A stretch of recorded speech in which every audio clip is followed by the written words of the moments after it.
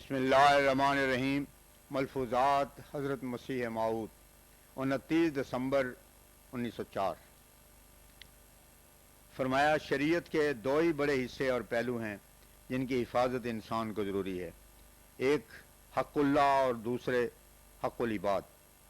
حق اللہ تو یہ ہے کہ اللہ تعالیٰ کی محبت، اس کی اطاعت، عبادت، توحید، ذات اور صفات میں کسی دوسری ہستی کو شریک نہ کرنا، اور حق العباد یہ ہے کہ اپنے بھائیوں سے تکبر، خیانت اور ظلم کسی نوع کا نہ کیا جاوے، گویا اخلاقی حصہ میں کسی قسم کا فتور نہ ہو۔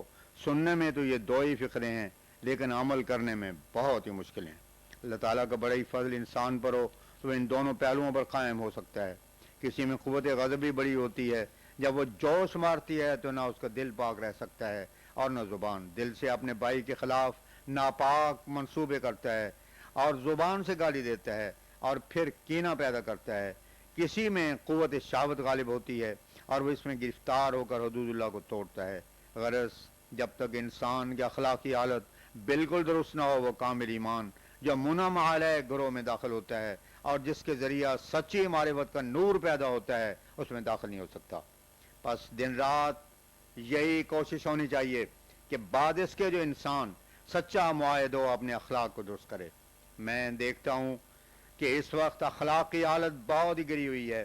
اکثر لوگوں میں بدظنی کا مرض بڑا ہوا ہوتا ہے، وہ اپنے بھائی سے نیک ظنی نہیں رکھتے اور ادنا ادنا سی بات پر اپنے دوسرے بھائی کی نسبت برے برے خیالات کرنے لگتے ہیں اور ایسی عیوب اس کی طرف منسوب کرنے لگتے ہیں کہ اگر وہی عیب اس کی طرف منسوب ہوں تو اس کو سخت ناگوار معلوم ہو۔ اس لیے اول ضروری ہے کہ حد الوسع اپنے بھائیوں پر بدظنی نہ کی جاوے اور ہمیشہ نیک ظن رکھا جاوے، کیونکہ اس سے محبت بڑھتی ہے اور انس پیدا ہوتا ہے اور آپس میں قوت پیدا ہوتی ہے، اور اس کے باعث انسان بعد دوسرے عیوب مثلا کینہ، بغض، حسد وغیرہ سے بچا رہتا ہے۔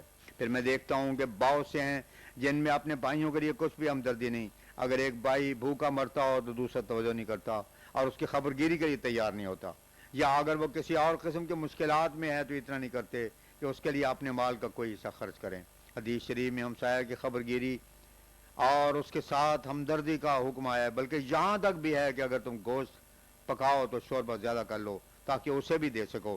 اب کیا ہوتا ہے، اپنے ہی پیٹ پالتے ہیں لیکن اس کی کچھ پرواہ نہیں۔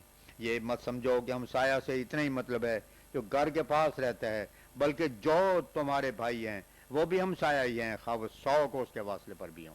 ہر شخص کو ہر روز اپنا مطالعہ کرنا چاہیے کہ وہ کہاں تک ان امور کی پرواہ کرتا ہے اور کہاں تک وہ اپنے بھائیوں سے ہمدردی اور سلوک کرتا ہے۔ اس کا بڑا بھاری مطالبہ انسان کے ذمہ ہے۔ حدیث صحیح میں آیا کہ قیامت کے روز خدا تعالیٰ کہے گا کہ میں بھوکا تھا، تم نے مجھے کھانا نہ کھلایا، میں پیاسا تھا اور تو نے مجھے پانی نہ دیا، میں بیمار تھا تم نے میری عادت نہ کی۔ جن لوگوں سے یہ سوال ہوگا وہ کہیں گے کہ اے ہمارے رب، تو کب بھوکا تھا جو ہم نے کھانا نہ دیا، تو کب پیاسا تھا جو پانی نہ دیا، اور تو کب بیمار تھا جو تیری عادت نہ کی۔ پھر خدا تعالیٰ فرمائے گا کہ میرا فلاں بندہ جو ہے وہ ان باتوں کا محتاج تھا مگر تم نے اس کی کوئی ہمدردی نہ کی، اس کی ہمدردی میری ہمدردی تھی۔ ایسی ایک اور جماعت کو کہے گا کہ شاباش، تم نے میری ہمدردی کی، میں بھوکا تھا تم نے مجھے کھانا کھلایا، میں پیاسا تھا تم نے مجھے پانی پلایا۔ وہ جماعت عرض کرے گی کہ اے ہمارے خدا، ہم نے کب تیرے ساتھ ایسا کیا؟ تب اللہ تعالیٰ جواب دے گا کہ میرے فلاں بندہ کے ساتھ جو تم نے ہمدردی کی وہ میری ہمدردی تھی۔ درس خدا تعالیٰ کے مخلوق کے ساتھ ہمدردی کرنا بہت ہی بڑی بات ہے اور خدا تعالیٰ اس کو بہت پسند کرتا ہے۔ اس سے بڑھ کر اور کیا ہوگا کہ وہ اس سے اپنی ہمدردی ظاہر کرتا ہے۔ عام طور پر دنیا میں بھی ایسا ہی ہوتا ہے کہ اگر کسی شخص کا خادم کسی اس کے دوست کے پاس جاوے اور وہ شخص اس کی خبر بھی نہ لے تو کیا وہ آقا جس کا کہ وہ خادم ہے اس اپنے دوست سے خوش ہوگا؟ کبھی نہیں۔ حالانکہ اس کو تو کوئی تکلیف اس نے نہیں دی، مگر نہیں، اس نوکر کی خدمت اور اس کے ساتھ اس نے سلوک گویا اس کے ساتھ اس نے سلوک ہے۔ خدا تعالیٰ کو بھی اس طرح پر اس بات کی چڑ ہے کہ کوئی اس کے مخلوق سے صد میری برتے، کیونکہ اس کو اپنی مخلوق بہت پیاری ہے۔ پر جو شخص خدا تعالیٰ کی مخلوق کے ساتھ ہمدردی کرتا ہے وہ گویا اپنے خدا کو راضی کرتا ہے۔ غرض اخلاق اس سارے ترقیات کا زینہ ہے۔ میری دانش میں یہی پہلو حقوق العباد کا ہے جو حقوق اللہ کے پہلو کو تقویت دیتا ہے۔ جو شخص نوع انسان کے ساتھ اخلاق سے پیش آتا ہے خدا تعالیٰ اس کے ایمان کو ضائع نہیں کرتا۔ جب انسان خدا تعالیٰ کی رضا کے لیے ایک کام کرتا ہے اور اپنے ضعیف بھائی کی ہمدردی کرتا ہے تو اس اخلاص سے اس کا ایمان قوی ہو جاتا ہے۔ مگر یہ یاد رکھنا چاہیے کہ نمائش اور نمود کے لیے جو اخلاق برتے جائیں وہ اخلاق خدا تعالیٰ کے لیے نہیں ہوتے، اور ان میں اخلاص کے نہ ہونے کی وجہ سے کچھ فائدہ نہیں ہوتا۔ اس طرح پر تو بہت سے لوگ سرائیں وغیرہ بنا دیتے ہیں، ان کی اصل غرض شہرت ہوتی ہے، اور اگر انسان خدا تعالیٰ کے لیے کوئی فعل کرے، خواہ وہ کتنا ہی چھوٹا کیوں نہ ہو، اللہ تعالیٰ اسے ضائع نہیں کرتا اور اس کا بدلہ دیتا ہے۔ میں نے تذکرۃ الاولیاء میں پڑھا ہے کہ ایک ولی اللہ فرماتے ہیں کہ ایک دفعہ بارش ہوئی اور کئی روز تک رہی۔ ان بارش کے دنوں میں نے دیکھا کہ ایک 80 برس کا گبر ہے جو کوٹھے پر چڑیوں کے لیے دانے ڈال رہا ہے۔ میں نے اس خیال سے کہ کافر کے اعمال ہبط ہو جاتے ہیں، اس سے کہا کہ کیا تیرے اس عمل سے تجھ کو ثواب ہوگا؟ اس گبر نے جواب دیا کہ ہاں ضرور ہوگا۔ پھر وہی ولی اللہ بیان کرتے ہیں کہ ایک مرتبہ جو میں آج کو گیا تو دیکھا کہ وہی گبر طواف کر رہا ہے۔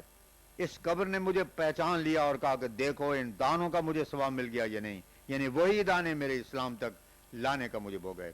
حدیث میں بھی ذکر آیا ہے کہ ایک صحابی نے حضرت صلی اللہ علیہ وسلم سے پوچھا کہ ایام جاہلیت میں نے بہت خرچ کیا تھا، کیا اس کا ثواب بھی مجھے ملے گا؟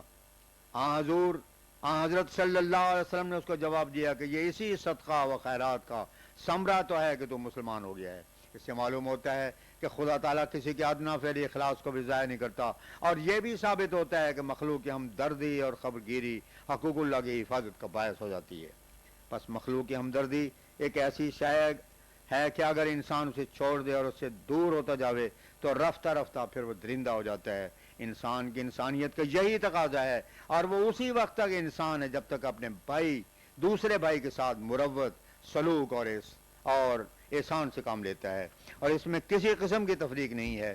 جیسا کہ سعدی نے کہا ہے، بنی آدم اعضائے یک دیگرن، یاد رکھو ہمدردی کا دائرہ میرے نزدیک بہت وسیع ہے، کسی قوم اور فرد کو الگ نہ کرے۔ میں آج کل کے جاہلوں کی طرح یہ نہیں کہتا کہ تم ہمدردی کو صرف مسلمانوں سے مخصوص کرو، نہیں، میں کہتا ہوں کہ تم خدا تعالیٰ کی ساری مخلوق سے ہمدردی کرو، خواہ وہ کوئی ہو، ہندو ہو یا مسلمان یا کوئی اور۔ میں کبھی ایسے لوگوں کی باتیں پسند نہیں کرتا جو ہمدردی کو صرف اپنی قوم سے مخصوص کرنا چاہتے ہیں۔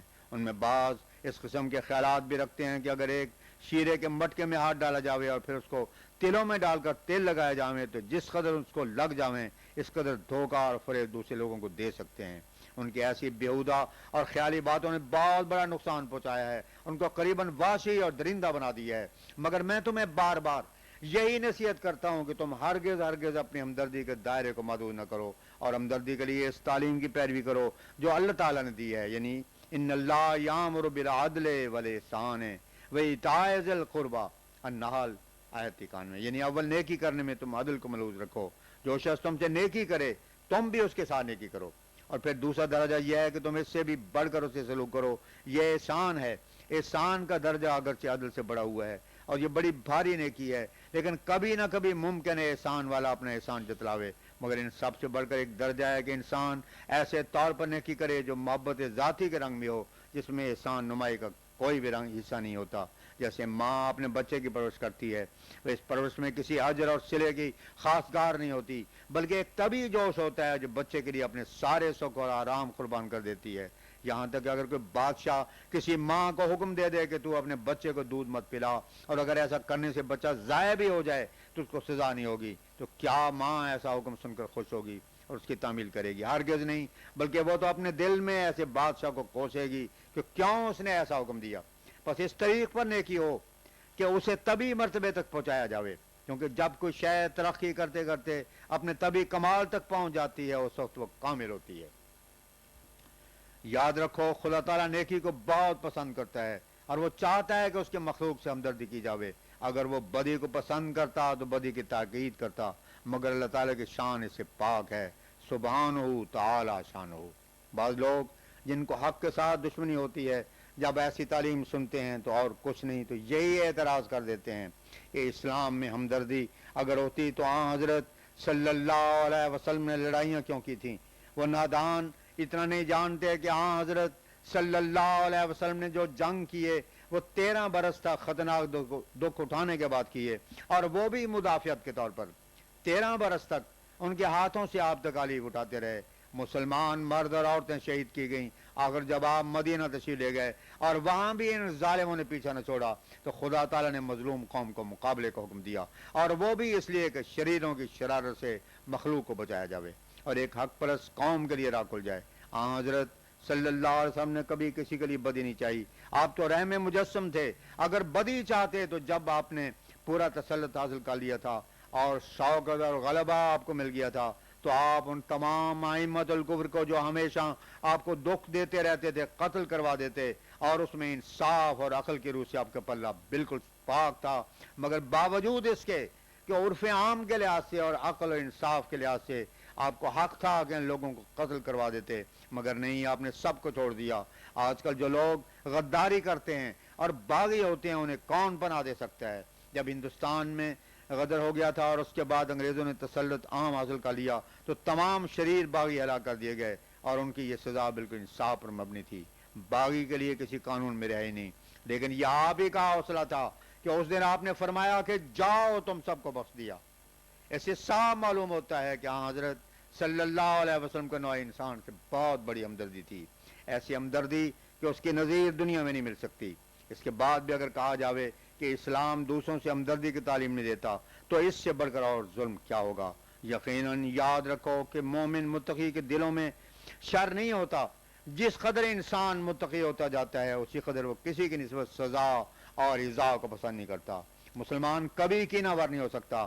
ہم خود دیکھتے ہیں کہ لوگوں نے ہمارے ساتھ کیا کیا ہے. کوئی دکھ اور تکلیف جو وہ پہنچا سکتے تھے انہوں نے پہنچایا ہے, لیکن پھر بھی ان کی ہزاروں خطائیں بخشنے کو اب بھی تیار ہیں. بس تم جو میرے ساتھ تعلق رکھتے ہو یاد رکھو کہ تم ہر شخص سے خواہ ہو کسی مذہب کا ہو ہمدردی کرو اور بلا تمیز ہر ایک سے نیکی کرو, کیونکہ قرآن شریف کی تعلیم یہی ہے.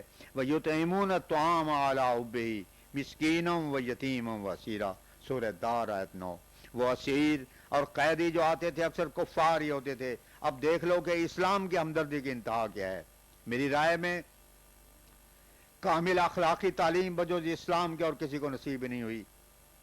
مجھے صحت ہو جاوے تو میں اخلاقی تعلیم پر ایک مستقل رسالہ لکھوں گا, کیونکہ میں چاہتا ہوں کہ جو کچھ میرا منشا ہے وہ ظاہر ہو جاوے اور وہ میری جماعت کے لیے کامل تعلیم اور ابتغاء مرضات اللہ کی راہیں اس میں دکھائی جائیں. مجھے بہت ہی رنج ہوتا ہے جب میں آئے دن یہ دیکھتا اور سنتا ہوں کہ کسی سے یہ سرزد ہوا اور کسی سے وہ.